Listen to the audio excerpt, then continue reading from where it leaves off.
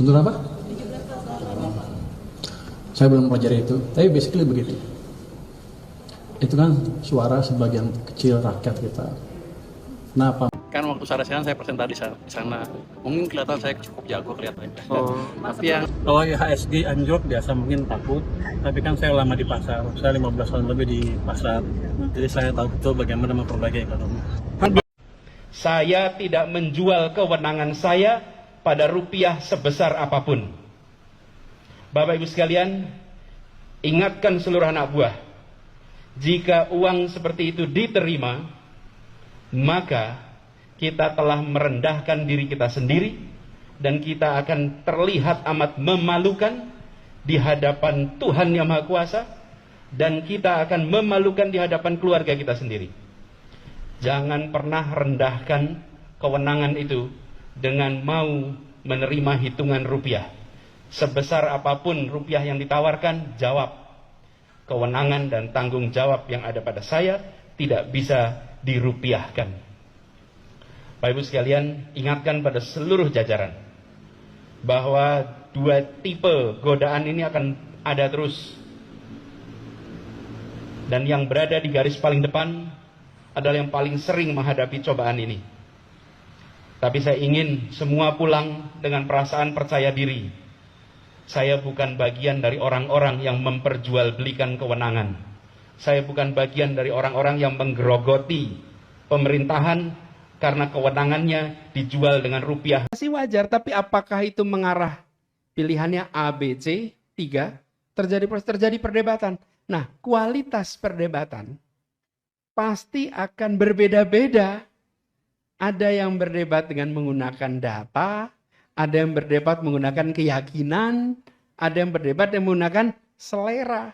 Tapi yang penting nih, polarisasi itu muncul setelah selesai proses yang mempolarisasi itu harus bisa kembali lagi. Jadi kalau saya bayangkan kayak balon tuh. Balon itu dipegang, kalau dipegang tengahnya dia akan terpolarisasi menjadi dua. Tapi begitu selesai pemilunya, lepas dia akan utuh jadi satu lagi. Nah, bagaimana cara menjaga supaya kembali? Satu, yang menang merangkul semua. Merangkul semua. Merangkul itu bukan kemudian membawa ke dalam pemerintahan, bukan. Merangkul itu artinya semua terlayani dengan baik. Jangan ada begini, ini era Orde Baru terjadi. Ada desa-desa yang tidak ada listriknya.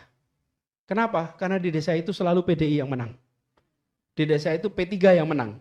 Itu desa yang menang P3 dan PDI zaman Orde Baru, nggak ada listrik. Itu yang saya maksud dengan dia menghukum, bukannya merangkul. Nggak boleh itu. Yang kedua, yang dikalahkan menghormati keputusan. Walaupun tidak selalu prosesnya itu kita rasakan sebagai free and fair. Tapi saya kemarin bilang, saya akan gugat waktu Pilpres, saya akan gugat sampai MK. Tapi begitu MK memutuskan, maka saya akan katakan saya akan taat pada putusan MK. Kenapa? Ya inilah negara hukum. Inilah negara, inilah berdemokrasi, inilah bernegara. Apakah kita puas? Kita tidak puas. Tapi bukan berarti tidak menghormati putusan. Dan penting dicatat penyimpangan-penyimpangan. Jadi gitu ya, Haira, antara polarisasi dengan perpecahan itu bukan hal yang dekat, itu agak jauh. Nah, tugas negara, pemenang, menjaga polarisasi jangan jadi friksi. Friksi jangan jadi konflik. Gitu.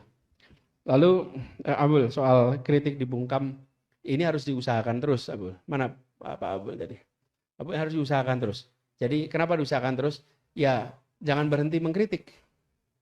Dan saya ingin menghimbau kepada yang memegang kewenangan di seluruh Indonesia, jangan pernah pandang kritik itu sebagai satu musuh yang harus ditiadakan. Justru kritik itu adalah momen untuk memberikan jawaban. Kenapa teman-teman pengen jawaban? Teman-teman, ini pengalaman saya di Jakarta. Kami sering berterima kasih sekali dengan hal-hal yang oleh buzzer-buzzer. Waktu itu eranya buzzer luar biasa. Apapun yang dikerjakan ada buzzernya di situ. Apa saja. Tapi kita sering berterima kasih. Justru dengan munculnya itu membuat kita punya ruang untuk melakukan penjelasan yang didengar publik. Itu kesempatan bagi negara, bagi pemerintah, ya kesempatan emas itu untuk menjelaskan. Kenapa? Karena antara yang bersuara dan yang mendengarkan, jauh lebih banyak yang mendengarkan. Banyak yang tidak tahu ketika, ini seperti contoh nih, Jakarta ini sumur resapan sempit ramai.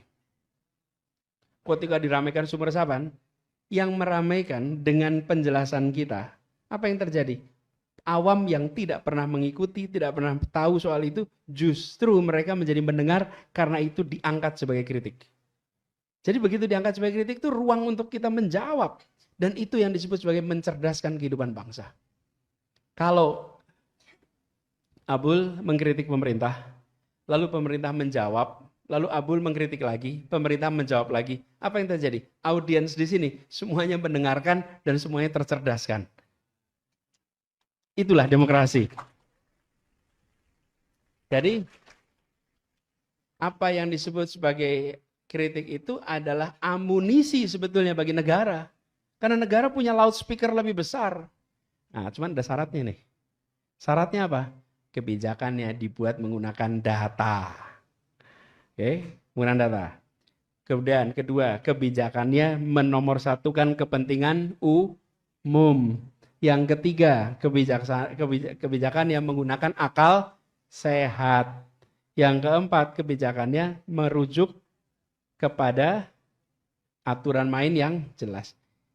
Jadi, kesimpulan saya, pemerintah yang anti kritik adalah pemerintah yang sedang membuat kebijakan tidak masuk akal. Karena itu dia anti kritik. Bikin proyek yang tidak ada visibility study-nya. Nah, itu anti kritik tuh. Tapi kalau ada visibility tadinya, dia akan hadapin kritik itu. Tapi kalau tidak ada data, tidak ada akal sehat, dia akan anti kritik. Jadi teman-teman dorong untuk selalu ada kritik sambil dorong kebijakan itu disusun dengan akal sehat. Itu kira-kira. Makasih. Oke, makasih Mas Anies. Halo teman-teman, berjumpa bersama saya di Politik Dangi. Teman-teman, ini menarik ya bagaimana pergantian atau reshuffle kabinet menteri yang dilakukan kemarin ya oleh Prabowo Subianto. Salah satunya adalah Menteri Keuangan Sri Mulyani itu diganti, teman-teman. Dan yang menarik perhatian adalah ketika konferensi pers atau Menteri Keuangan yang baru ya, beliau ketika diwawancarai oleh media ya, para wartawan ya terlihat sekali sok pintar teman-teman ya, dengan mengatakan bahwa dia sudah lama di bursa saham ya, katanya seperti itu. Kemudian dia akan membuat ekonomi Indonesia akan lebih baik lagi 2 atau 3 bulan ke depan. Kemudian ya songongnya ya, memberikan pernyataan yang luar biasa blunder ya terkait wartawan menanyakan tentang tuntutan para demonstran yang mengatakan 17+8 ya. Dia mengatakan bahwa itu adalah aspirasi sebagian kecil masyarakat, teman-teman. Dan terlihat sekali kesombongan-kesombongan yang dilontarkan oleh Menteri Keuangan yang baru ini ya, teman-teman ya. Semoga saja apa yang diucapkannya itu dilakukan dengan baik ya. Ini berbeda levelnya dengan Anies Baswedan yang benar-benar memberikan dampak yang baik bagi negara kita ya. Bagaimana Anies ketika menjadi menteri itu sangat amanah, teman-teman ya, tanggung jawab, bersih ya, dan berintegritas. Bagaimana menurut kalian?